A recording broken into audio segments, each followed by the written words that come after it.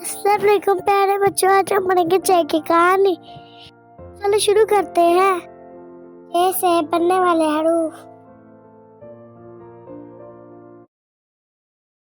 जय चूजा। मुझे चूजे पसंद हैं। जय चिड़िया।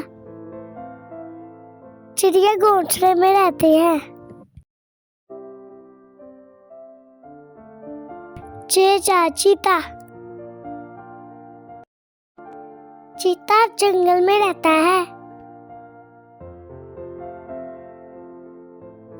जय चांद।